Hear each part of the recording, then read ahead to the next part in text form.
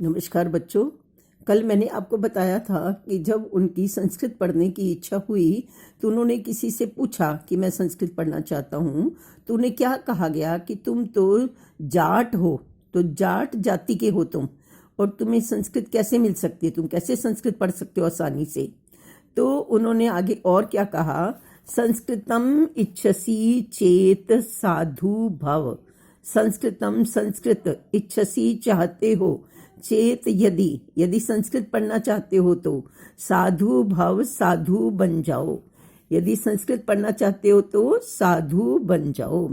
तदनु 1961 तमे विक्रमाब्दे 1961 विक्रम शताब्दी में और 1904 ईस्वी शताब्दी में फाजिल्का नगरे, फाजिल्का नामक नगर में संस्कृतम अध्येतुम, संस्कृतम संस्कृत को अध्येतुम पढ़ने के लिए उदासी संप्रदाय से, उदासी संप्रदाय के, एक संप्रदाय है जिसका नाम है उदासी संप्रदाय, उदासी संप्रदाय के स्वामी कुशल दासस्य, स्वामी कुशल दास के शिष्यत्वम, शिष्यत्व को, साधुत्वम च और साधुत्व को अंगीकृतम स्वीकार किया। तो क्या हुआ, दोबारा से पढ़ते हैं इसको। तदनु उसके बाद 1961 विक्रम शताब्दी में और 1904 ईस्वी शताब्दी में फाजिल्का नगर में संस्कृतम अध्येतुम, संस्कृत पढ़ने के लिए उदासी संप्रदाय के स्वामी कुशल दास का शिष्यत्व और साधुत्व स्वीकार किया। इसका मतलब क्या है कि जब उन्हें ये कहा गया कि साधु बन जाओ, तो 1961 विक्रम शताब्दी में और 1904 ईस्वी शताब्दी में फाजिल्का नगर में एक संप्रदाय था, उदासी संप्रदाय।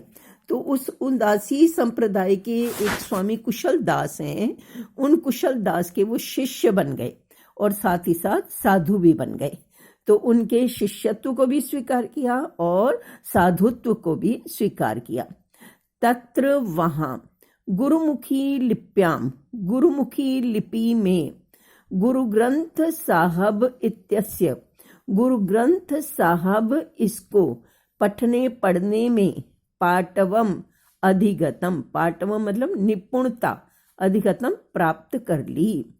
तत्र वहां गुरुमुखी लिपि में गुरु ग्रंथ साहब इसको पढ़ने में निपुणता प्राप्त कर ली। ये गुरुमुखी एक बेटा लिपि है, जैसे तुम लोग हिंदी पढ़ते हो ना, तो हिंदी की लिपि है देवनागरी लिपि। तो हर जो भाषा होती है किसी न किसी लिपि में लिखी जाती है। जैसे इंग्लिश है तो उसकी है रोमन लिपि है इंग्लिश की, तो इनकी जो पंजाबी लिपि होती है जो उसको गुरुमुखी लिपि बोलते हैं, वो गुरुमुखी बोलते हैं उसे। तो गुरुमुखी लिपि में गुरु ग्रंथ साहब जो सरदारों के है ना, जो बड़ी सी बुक्स है जिनकी वो लोग पूजा भी करते हैं, उनको पढ़ते हैं, उसको गुरु ग्रंथ साहब बोलते हैं। तो गुरु ग्रंथ साहब को पढ़ने में उसने पाटवम अधिगतम मतलब निपुणता प्राप्त कर ली, निपुण हो गए वो उसको पढ़ने में।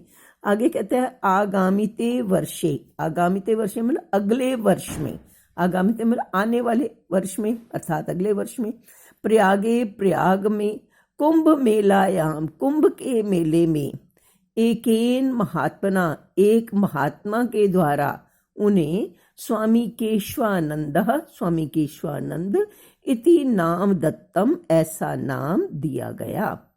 आगे आगामी वर्षे अगले वर्ष में, प्रयाग में, प्रयाग ना इलाहाबाद को बोलते हैं, इलाहाबाद जो है ना उसको पहले प्रयाग बोला जाता था। तो वहां पर कुंभ का मेला लगता है, तो वो मेला उस समय लगा, प्रयाग में कुंभ का मेला लगा। उसमें किसी महात्मा ने उन्हें स्वामी केशवानंद ऐसा नाम दे दिया। गुरु आज्ञा, गुरु की आज्ञा से संस्कृत अध्ययनाय, संस्कृत को पढ़ने के लिए हरिद्वारे, हरिद्वार में, अमृतसरे च अपि उषितम, अमृतसरे अमृतसर में, च और अपि भी उषितम रहे।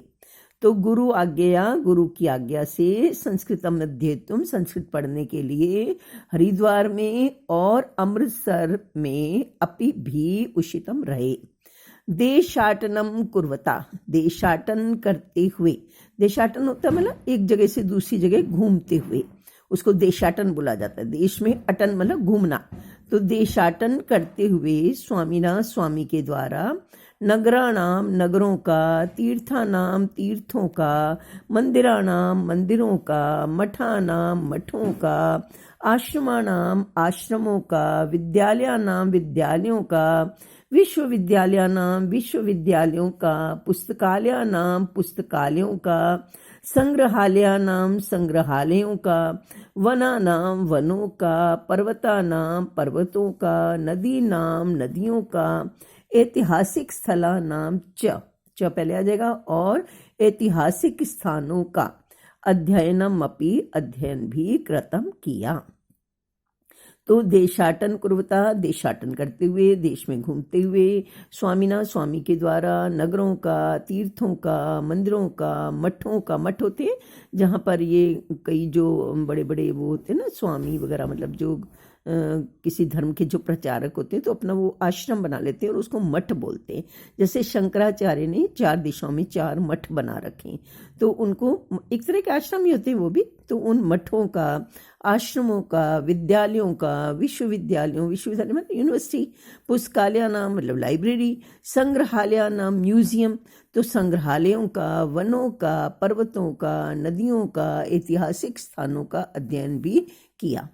आगे कह रहे हैं स्व शिष्य से, अपने शिष्य की, गुण गण महिमना, गुणों के, गण मतलब समूह की, महिमना महिमा से, प्रभाव से, परम प्रीता बहुत प्रसन्न हुए, परम मतलब बहुत, प्रीता मतलब प्रसन्न हुए, गुरु कुशल दास साह, गुरु कुशल दास ने स्वजीवित काले एव अपने जीवन के समय में ही, स्वजीवित काले अपने जीवन के समय में ही, आश्रमस्य आश्रम का, स्वामित्व केशवानंदाय केशवानंद को दत्तवान दे दिया। गुरु पीठे च और गुरु पीठ पर, गुरु की चौकी पर, तम उनको प्रतिष्ठापितवान स्थापित कर दिया।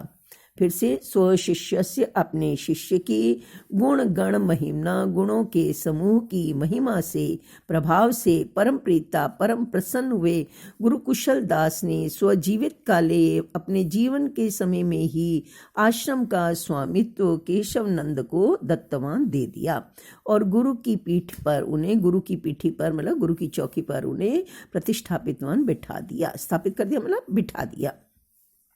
क्या होता है बेटा कि जब कोई मठ या आश्रम होता है उसमें कोई एक जो ना उनका अधिपति मतलब उनका इंचार्ज टाइप आप मान सकते हो, इस टाइप से वो रहता है।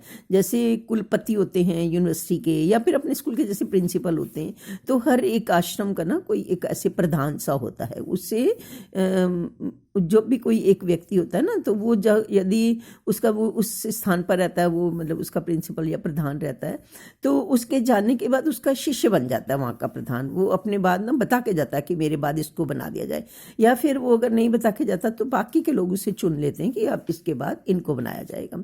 लेकिन वो स्वामी जो केशवानंद थे उनके अंदर इतने गुण थे तो कि उनके गुणों के समूह से बहुत प्रसन्न हो गए गुरु कुशल दास जो उनके गुरु थे। वो इतने प्रसन्न हो गए कि उन्होंने अपने जीवित रहते ही आश्रम का स्वामित्व जो है वो केशवानंद को दे दिया और उन्हें गुरु की पीठ पर मतलब गुरु की जो चौकी थी, जो प्रधान लोग जहाँ बैठते हैं, जो चेयर वगैरह होती है, उस पर उन्हें बिठा दिया। परोपकाराय परोपकार के लिए सताम सज्जनों की विभूतियां संपत्तियां होती हैं। परोपकार के लिए सज्जनों की संपत्तियां होती हैं। इति ऐसी धिया बुद्धि से समृद्ध मठस्य, समृद्ध उस मठ की, विभूति नाम, विभूति मतलब संपत्ति का, उपयोगम विधाय उपयोग करके, उर्दू प्रधान फाजिल का अभोर क्षेत्र में राष्ट्रभाषा या राष्ट्रभाषा के प्रचार के कार्य को आरंभ किया। परोपकाराय सताम विभूतिया, परोपकार के लिए सज्जनों की संपत्तियां होती हैं। इति धिया, इस बुद्धि से, इस विचार से, समृद्ध मठस्य, वो जो समृद्ध मठ था, वो जो आश्रम था वो बहुत समृद्ध था, बहुत धन था वहाँ पर, काफ़ी पैसा था वहाँ। तो ऐसे समृद्ध उस मठ की जो संपत्ति थी उसका उपयोग विधाय करके उर्दू प्रधाने फाजिल्का अबोर क्षेत्र, वो जो जगह थी फाजिल्का और अबोर, उर्दू प्रधान ये क्षेत्र था, मतलब वहाँ ज़्यादातर लोग उर्दू बोला करते थे।